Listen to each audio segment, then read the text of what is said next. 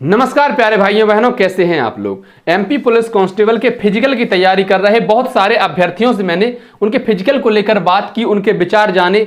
बहुत सारे का मतलब है कि अलग अलग शहरों में जो तैयारी कर रहे हैं, चाहे वो कोच के पास ट्रेनिंग ले रहे हो या खुद से तैयारी कर रहे हो, या फिर जो अभ्यर्थी अपने गांव में अकेले तैयारी कर रहे हो, रोड पर दौड़ते हो, उनसे भी बात की और उनके अनुभव जाने। मैंने उनसे जाना कि भाई फिजिकल आपका कैसा चल रहा है, आप इसको किस प्रकार से देखते हैं। और मैंने छांटा कि दो तरह के लोग एमपी पुलिस कांस्टेबल के फिजिकल की तैयारी कर रहे हैं। मैं चाहता हूं कि जब आप वीडियो पूरा देख लें और उसके बाद मेरा एनालिसिस अपने कमेंट बॉक्स में जरूर बताएं आपके क्या विचार हैं इसको लेकर। तो मैंने दो तरह के जो लोग छांटे हैं, उनमें पहली तरह के जो लोग हैं वो किस प्रकार के सोचते हैं। वो एक चौपाई के सहारे चल रहे हैं कि देखिए, होया ही सुई जो राम रचि राखा और को करी तरक बढ़ावे शाखा। कहते हैं कि होना तो वही है जो परमात्मा ने रच रखा है, भगवान ने रच रखा है, राम ने रच रखा है। कौन तर्क करके व्यर्थ की बात बढ़ाए। कहते कैसे, जैसे मान लो किसी का फिजिकल 50 नंबर का बन रहा है, किसी का 60 का बन रहा है, किसी का 70 का बन रहा है, तो कहते हैं इसको लेकर ज्यादा ओवर थिंकिंग ना करो, ज्यादा लोड ना बढ़ाओ दिमाग पे। तुम्हें लगता है कि फिजिकल तुम कर लोगे तो अच्छी बात है, नहीं लगता है तो छोड़ दो फिजिकल, कुछ और पढ़ना शुरू कर दो। बोले जो परमात्मा ने रच रखा है वही होगा, तुम्हें ज्यादा मेहनत करने से कोई फर्क ज्यादा पड़ेगा नहीं। एक तरह के लोग इस प्रकार से सोचते हैं। तो वहीं दूसरी तरफ के लोग जो हैं वो क्या सोचते हैं कि जो तप करहिं कुमार तुम्हारी भावहि मैट सकहिं त्रिपुरारी। रामचरितमानस की ही एक चौपाई है कि जो तप करहिं कुमार तुम्हारी और भावहि मैट सकहिं त्रिपुरारी।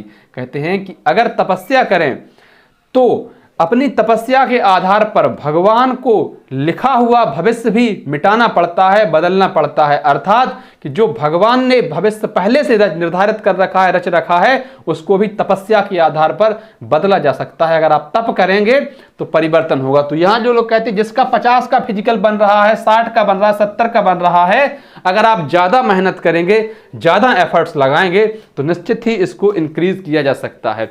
अब दो तरह के लोग हो गए ना। पहले वो जो आलसी टाइप के, वो कहते हैं ठीक है यार, जो है सो बढ़िया है, जैसा है चलने दो।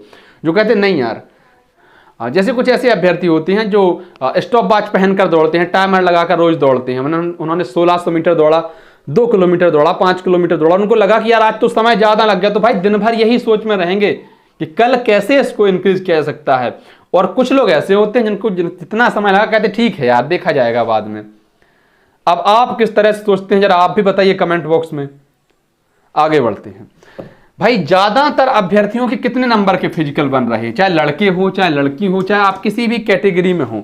फिजिकल में बहुत ज्यादा अंतर इसका पढ़ना नहीं है कि आप महिला हैं कि पुरुष हैं, कि आप एसटी में हैं, एससी में हैं, ओबीसी में हैं, ईडब्ल्यूएस में हैं कि जनरल में हैं। इससे कोई फर्क नहीं पड़ना है। पड़ेगा तो बहुत कम नंबर का, ज्यादा नंबर का फर्क पड़ेगा नहीं। देखो, जो मैं जानकारी इतनी जुटा पाया, मेरे हिसाब से 45 से 65 के बीच, कितने, 45 से 65 के बीच लगभग 70% अभ्यर्थी हैं। 45 से 65 के बीच 70% अभ्यर्थी हैं। ये किन लोगों में, जो लगभग 55,000 अभ्यर्थी शामिल होने वाले हैं फिजिकल के लिए, 13% के मिलाकर। कितने, 45 से 65 जिनके नंबर का फिजिकल बन रहा है टोटल, ऐसे 70% अभ्यर्थी हैं। बचे हुए 30% में लगभग 15% तो ऐसे हैं जो फिजिकल में शामिल ही नहीं होंगे। जैसे अगर आपके कुछ दोस्त जिन्होंने पटवारी में ज्वाइनिंग ली हो, तो उनसे पूछिए कि भाई आपके जिले में या आपके साथ वाले ऐसे कितने अभ्यर्थी हैं जिनका पुलिस का एग्जाम जो है वो क्वालिफाइड हुआ है और पटवारी में नौकरी कर रहे हैं। तो बहुत सारे अभ्यर्थी पटवारी में नौकरी कर रहे हैं और पुलिस में भी क्वालिफाइड हैं। संभवतः वह पुलिस में आएंगे नहीं पटवारी की नौकरी छोड़कर एमपी पुलिस में। इसके अलावा बहुत सारे अभ्यर्थी एसएससी जीडी में जा चुके हैं, दिल्ली पुलिस में जा चुके हैं। वन रक्षक में भी अभ्यर्थी जो जाएंगे, हो सकता है वो एमपी पुलिस ना करें, वन रक्षक की नौकरी करें। ठीक है, अलग अलग चीजें हैं और भी कई अलग अलग जगहों पर अभ्यर्थी जो है जा चुके हैं। तो लगभग 15% अभ्यर्थी तो ऐसे हैं जो आपको अनुपस्थित मिलेंगे, और नहीं गए हैं तो वो बहुत सी कुछ और तैयारी कर रहे हैं, या ऐसे अभ्यर्थी जिन्होंने सिर्फ टाइम पास के लिए पेपर दिया है और उनके अच्छे नंबर आ गए हैं। किसी की हाइट कम होती है तो कहते हैं कि यार पेपर देख रहे थे कैसा पेपर आता है, वो क्वालिफाइड कर जाते हैं, लेकिन वो नौकरी करते नहीं हैं या फिजिकल के लिए भी शामिल नहीं होते हैं। तो 15% अभ्यर्थी तो कम से कम ऐसे हैं। अब बचे बाकी के 15% जिनका फिजिकल 65 से प्लस है। 65 प्लस कितने लोगों का है, 15% अभ्यर्थी ऐसे हैं प्रदेश में जिनका फिजिकल 65 से ऊपर है, जो अपना फिजिकल 65 नंबर से ऊपर बना पा रहे हैं। अच्छा, अब हम क्या करें भाई, हमें तो स्वाभाविक सी बात है कि 65 नंबर से ऊपर निकालना पड़ेगा हर हाल में।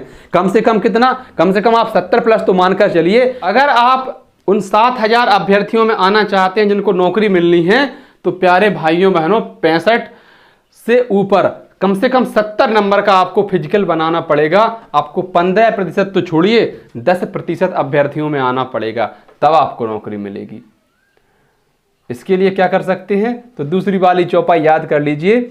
एक बार फिर सुना देता हूं कि जो तप करहि कुमार तुम्हारी, भावहि मैट सकहि त्रिपुरारी। कहते हैं कि तपस्या करने से भगवान को लिखा हुआ भविष्य भी मिटाना पड़ेगा। जो उन्होंने पहले से लिख रखा है, तपस्या करके आप उसको बदल सकते हैं। तो तप करिए, तपस्या करिए।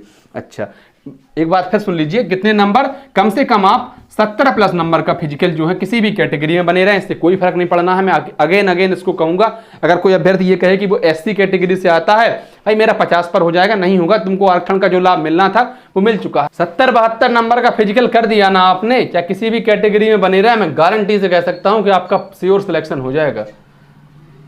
70-72 नंबर का फिजिकल बहुत अच्छा फिजिकल है। अगर आप कहें कि यार हमारे ग्राउंड में ऐसे लड़के आते हैं जो 2:18 में दौड़ निकाल रहे हैं, 2:15 में दौड़ निकाल रहे हैं, तो भाई हो या तो अग्निवीर वाले होते हैं या किसी और भर्तियों वाले होते हैं। वो ऐसे कितने अभ्यर्थी हैं जिन्होंने पेपर में भी पास किया हो और उनका फिजिकल भी 80 नंबर का 90 नंबर का बन रहा हो। प्रदेश भर में ऐसे कितने अभ्यर्थी होंगे, ढूंढे से मिलेंगे मुश्किल से, जिन्होंने पेपर में अच्छा नंबर आया हो जिनके, और फिजिकल भी अच्छा निकल रहा हो। इसलिए आप दूसरों से कंपैरिजन मत कीजिए। जैसे यूट्यूब पर बहुत सारे संस्थान वीडियो डालते हैं और अभ्यर्थी उनको देखकर टेंशन में जाते कि यार इनकी दौड़ तो, इनके तो 50 लड़के दौड़ाए थे, 40 लड़के जो हैं वो 2:20 से कम में आ गए। अब हम तो यार 2:40 में आते, हमें तो टेंशन होने लगी। नहीं भाई, दूसरों को देखकर आप ज्यादा व्याकुल मत हो। अपन देख तो रहे, कब से देख रहे, 2:45 में दौड़ मांगते थे, 2:45 में, और 2:45 में भी आधे से ज्यादा अभ्यर्थी फेल हो जाते थे। अब उनकी 2:10 में निकलने लगी, 2:20 में निकलने लगी, निकलती है 2:20 में, 2 मिनट में भी निकाल देंगे, लेकिन ऐसे अभ्यर्थी बहुत कम होते हैं। तो प्यारे भाइयों बहनों, दूसरों के फिजिकल देखकर आप बिल्कुल भी चिंतित मत हो। आप किसी से खुद की तुलना मत करें। सबकी अपनी क्षमताएं होती हैं और सब अलग अलग स्थिति में हैं। इसलिए आप जैसे हैं आप श्रेष्ठ हैं, अपने शरीर की क्षमता के हिसाब से तैयारी कीजिए। एक और बात मैं अंत में आपसे कहूंगा कि भाई फिजिकल अच्छा आप कैसे करें, मैं अपने अनुभव से बता देता हूं आपको। हो सकता है कि आपको अच्छा लगे, आपको पसंद आए, तो आप उसको अमल कीजिए, नहीं तो कोई बात नहीं है। जैसे आप डेली दौड़ते हैं तो दौड़ आपकी व्यक्तिगत क्षमता है, दौड़ तो आपको रोज करनी ही है। कुछ लोग 1600 के 4 पेस लगाते हैं, कहते हैं कि 1600 मीटर 4 बार दौड़ते हैं वो एक दिन में। कुछ लोग 800 की, कुछ लोग स्प्रिंट लगाते हैं। सबकी अपनी क्षमताएं होती हैं और अपनी क्षमताओं के हिसाब से काम कीजिए आप। अगर आपको लगता है कि आपकी स्पीड अच्छी नहीं है तो फिर आप जो है स्प्रिंट लगाइए ज़्यादा से ज़्यादा। अगर आपको लगता है कि आपकी स्टेमिना कम है, जैसे बहुत सारे अभ्यर्थी ऐसे होते हैं, मेरे साथ वाले हैं, मेरी स्टेमिना कमजोर है उन अभ्यर्थियों की तुलना में, क्योंकि वो उनकी टाइमिंग मुझसे बहुत बेहतर है, लेकिन स्प्रिंट में 100 मीटर की 200 मीटर की स्प्रिंट में वो मुझसे पीछे रह जाते हैं। मेरे पास स्पीड है लेकिन स्टेमिना नहीं है, मैं लगातार नहीं दौड़ सकता। और ऐसा मैं अकेला नहीं हूं, प्रदेश भर में या आप लोगों में भी ऐसे बहुत सारे अभ्यर्थी होंगे जो स्पीड तो जिनके पास बहुत अच्छी है लेकिन स्टेमिना नहीं है। अगर आपके पास स्टेमिना नहीं है, आप लगातार नहीं दौड़ पा रहे हैं, तो फिर आप लंबी रनिंग कीजिए। और अगर आपके पास स्पीड नहीं है, आप टाइमिंग तो अच्छी करते हैं और उसको बढ़ाना चाहते हैं, आप स्प्रिंट अच्छी नहीं लगा पा रहे हैं, तो फिर ज़्यादा से ज़्यादा स्प्रिंट लगाइए, उससे आपकी स्पीड बेहतर होगी। दौड़ की 2 चीज़ें हो गई। आगे बढ़िए, लंबी कूद की बात करें। अगर हम लंबी कूद में भी आपको बहुत ज़्यादा स्टेट लेने की जरूरत नहीं है। लंबी कूद में आपको क्या देखना है, सबसे पहले तो आपका फॉल नहीं होना चाहिए। कदम, आप जितने भी कदम से रनअप लेते हैं, अपनी कदम नाप कर चलिए कि आप 25 कदम से दौड़ेंगे, 30 कदम से रनअप लेंगे या 35 से, जितने भी आपकी शरीर आपका जो है गवाह दे उतने कदम से दौड़िए, लेकिन आप उसको काउंट करके कि आप इतने कदम से दौड़ेंगे। क्योंकि जब हम एक ही जगह पर दौड़ते रहते हैं तो या कूदते हैं तो वहाँ पर अपने कदम बंध जाते हैं, जब नई जगह पर जाते हैं तो वहाँ दिक्कत होती है ना। इसलिए अपने कदम नाप कर चलिए। दूसरी चीज, लगातार प्रैक्टिस रोज ना करके, मेरा मानना यह है कि आप इसको अल्टरनेट कीजिए। हो सकता है एक दिन छोड़कर या 2 दिन छोड़कर, क्योंकि लंबी कूद से पाँव में सबसे ज्यादा दर्द होता है। दौड़ से उतना दर्द नहीं होता जितना लंबी कूद से दर्द होता है। तो आप इस बात का विशेष ध्यान रखें कि आपको अब दर्द का समय नहीं है, दर्द से तो बाय बाय कहिए। और जो अभ्यर्थी दर्द के लिए गोली खाते हैं, पेन किलर वगैरह, बिल्कुल बंद कर दीजिए भाई, क्योंकि उस गोली के असर से आपको ये तो पता चलता नहीं है दर्द कितना हो रहा है, मेहनत लगातार करते रहते हैं और परिणाम ये होता है कि फिर पैरों में सूजन आ जाती है, जो कि लंबे समय के लिए समस्या दे जाती है। तो किसी प्रकार की कोई समस्या ना हो, इसके लिए बेहतर है कि आप गोली वोली ना खाएं, किसी प्रकार की कोई टैबलेट ना खाएं। अगर दर्द है तो रेस्ट कर लें, रेस्ट सबसे बढ़िया है। इसके बाद आता है गोला। गोला बहुत सारे अभ्यर्थी मैंने ऐसे देखे हैं जिनकी दौड़ बहुत अच्छी है, कूद बहुत अच्छी है, लेकिन गोला बहुत कमजोर है। या कुछ अभ्यर्थी आपको ऐसे मिलेंगे जो गोला बहुत ज़्यादा फेंक देते हैं, हैवी शरीर के हैं, गोला तो फेंक देते तान के, लेकिन दौड़ कमजोर है, कूद कमजोर है। तो गोला और लंबी कूद ये दोनों ही आपके स्कोर को बेहतर ढंग से इंक्रीज करेंगे। इंक्रीज तो तीनों ही करेंगे, लेकिन यहां पर आपको कम एफर्ट में, कम मेहनत में ज़्यादा नंबर मिल जाएंगे। गोले को ताकत से फेंकने की अपेक्षा आप टेक्निक से काम कीजिए। ये नहीं है किसी की हाइट ज़्यादा है तो वो ज़्यादा ही गोला फेंकेगा, या किसी का हैवी शरीर है तो वो ज़्यादा गोला फेंकेगा। बेहतर ये है कि आप जो है टेक्निक से गोला फेंकें। टेक्निक कहाँ से मिलेगी? अगर आपके पास कोच है तो बहुत अच्छी बात है, आपके आसपास दोस्तों में कोई ऐसा है जिनके पास बढ़िया टेक्निक है, उनसे सलाह लीजिए। नहीं है तो सबसे बढ़िया यूट्यूब है, यूट्यूब पर दुनिया भर का कंटेंट है, आपको जिसका भी पसंद आए टेक्निक, उसकी टेक्निक देखकर आप उसके हिसाब से गोला फेंकिए। तो गोला में आप ताकत से ज्यादा टेक्निक पर काम कीजिए, और ताकत पर तो करना ही है, डंबल्स, पुशअप, जो जितना आप कर सकते हैं आप एक महीने तक मेहनत उतनी ज्यादा कीजिए। जो अपन रेस्ट करेंगे वो अगले महीने करेंगे, सितंबर के एक सप्ताह बीतने के बाद। लंबी कूद को मैंने कहा कि आप कोशिश करें कि अल्टरनेट कूदें, एक दिन छोड़कर एक दिन कूदें, नहीं तो इससे बहुत ज़्यादा दर्द होता है। और दौड़ के लिए आप, मैंने बताया कि स्टेमिना और स्पीड दोनों चीज़ें अलग अलग हैं, और आप दोनों को आपको बैलेंस करके चलना पड़ेगा। तो प्यारे भाइयों बहनों, ये कुछ बेसिक सी सलाह थी आप लोगों के लिए, बेसिक सी जानकारियाँ थी। आपको कैसी लगी कमेंट बॉक्स में जरूर कहें, मैं आपका इंतजार करूँगा कमेंट में। और वीडियो आपको अच्छी लगी हो, वीडियो को आप चाहें कि अन्य लोगों को दिखाया जाए, तो ज़रूर इसको शेयर कर दें। चैनल पर नए हैं तो हाथ जोड़कर निवेदन है, अपने इस छोटे भाई के चैनल को सब्सक्राइब भी कर दें। बहुत बहुत आभार।